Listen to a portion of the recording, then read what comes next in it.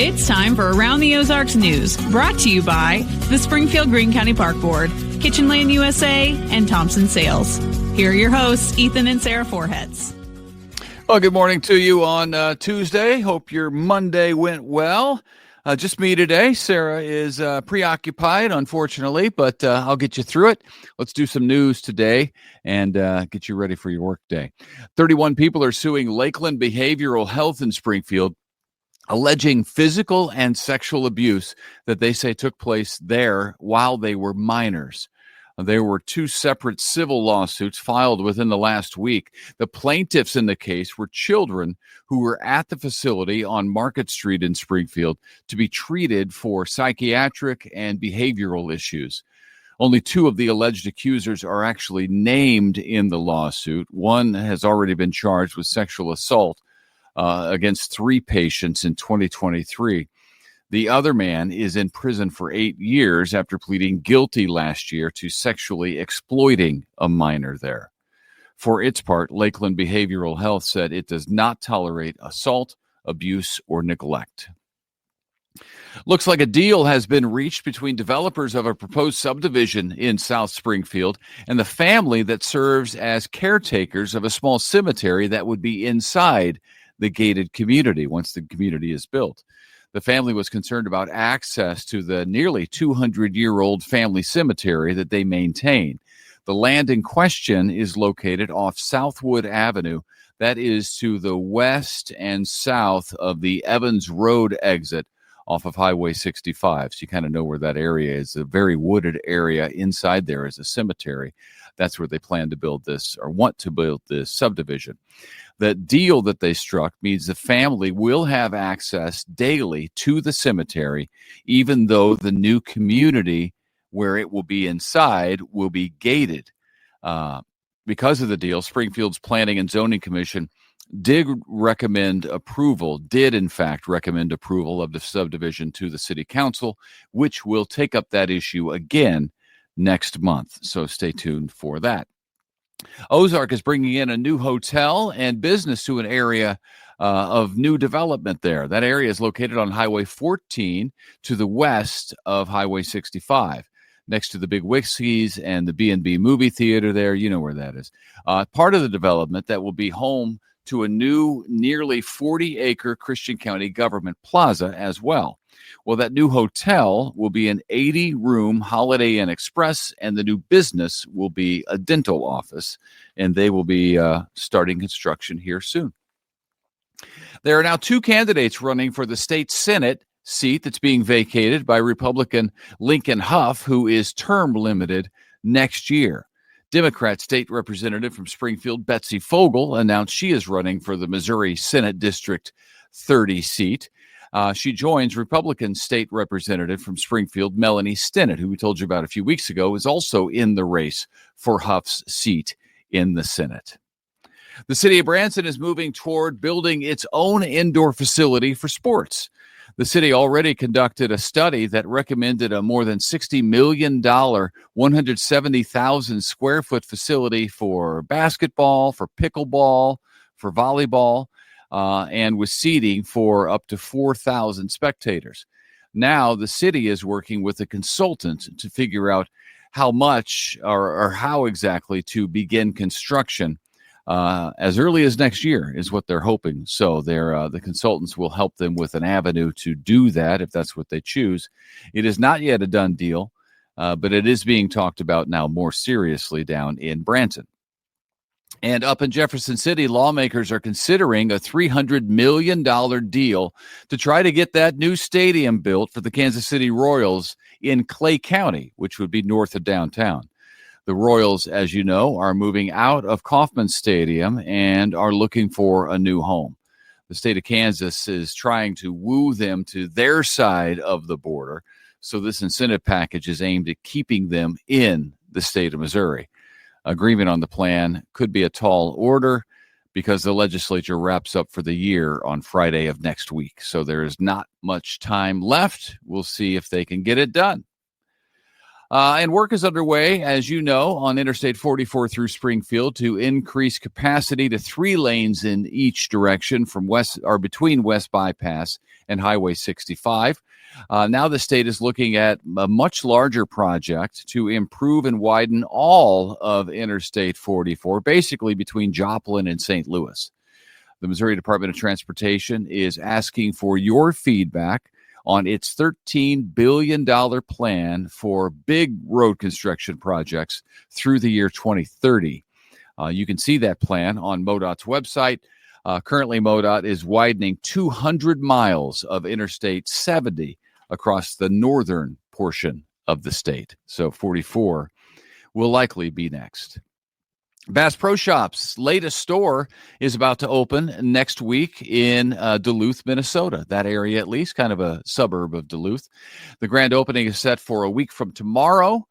Bass Pros and Cabela's, which is, of course, owned by Bass Pro Shops, have nearly 180 stores in the United States and in Canada, expanding all the time, as that story is a testament. Also, 'tis the season for free concerts at noon at Founders Park in downtown Springfield.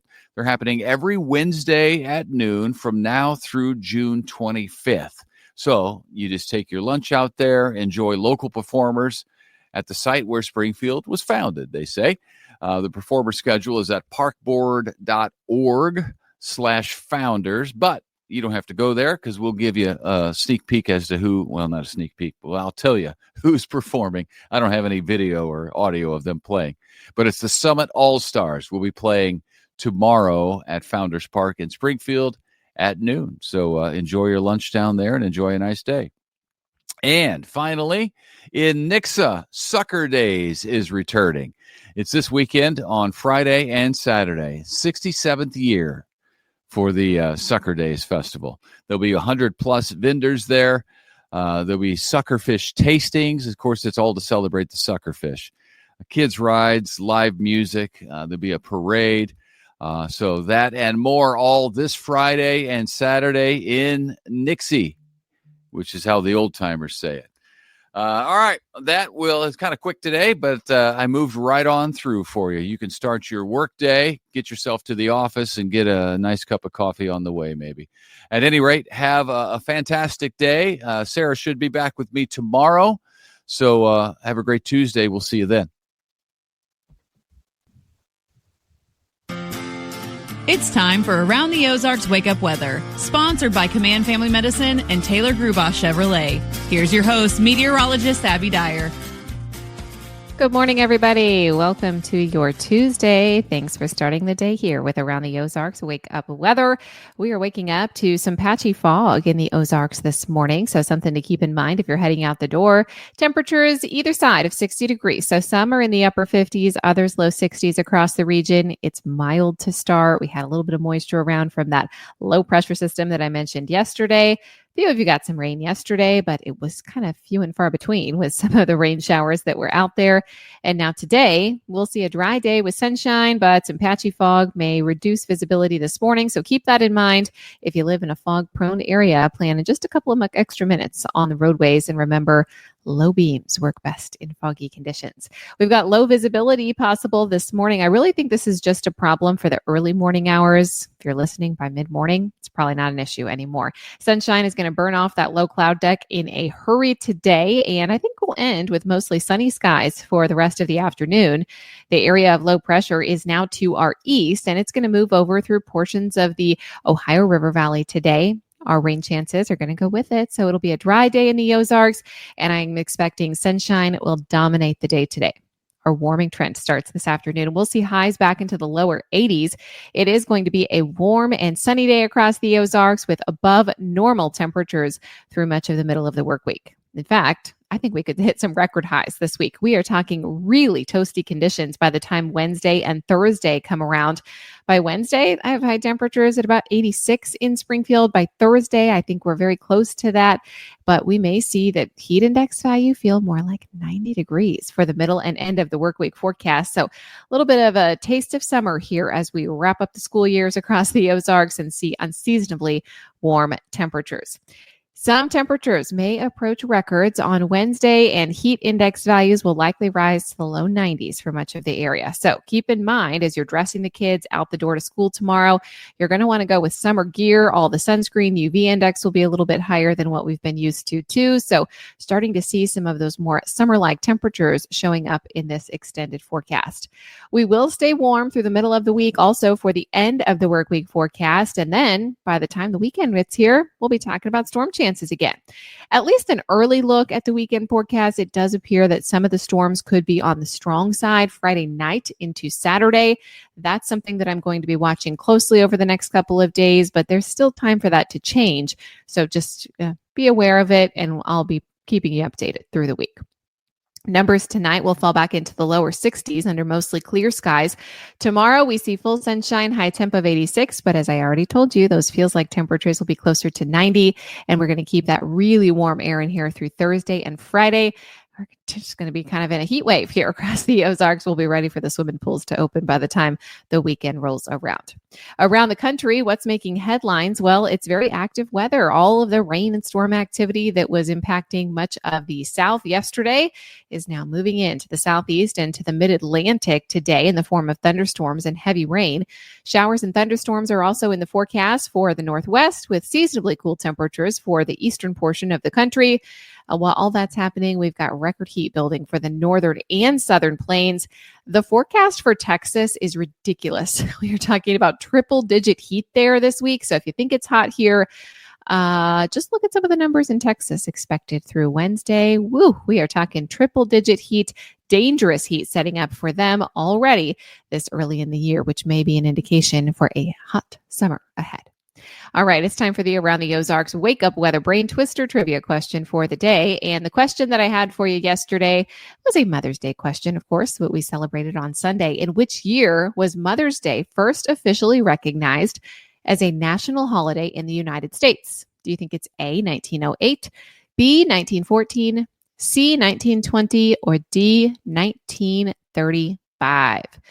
How long do you think we have officially recognized Mother's Day as a national holiday? And if you chose B, you would be correct. 1914. Mother's Day was officially recognized by President Woodrow Wilson. He issued a proclamation on May 9th, 1914, declaring the second Sunday in May as Mother's Day.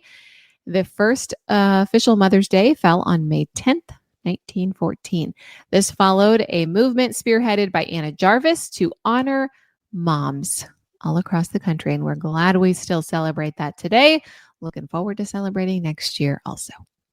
All right, here's the question that I'll leave you with for tomorrow. Which type of severe thunderstorm is characterized by a rotating updraft and can produce tornadoes, large hail, and damaging wind, often lasting for several hours? Which type of storm do you think? Do you think it's A, a squall line, B, a multi-cell, C, a supercell, or D, an ordinary cell? You can let me know your guess. That's at aroundtheozarks.com. I sure appreciate you listening today to Around the Ozarks Wake Up Weather, and hope you enjoy the beautiful day that we have ahead.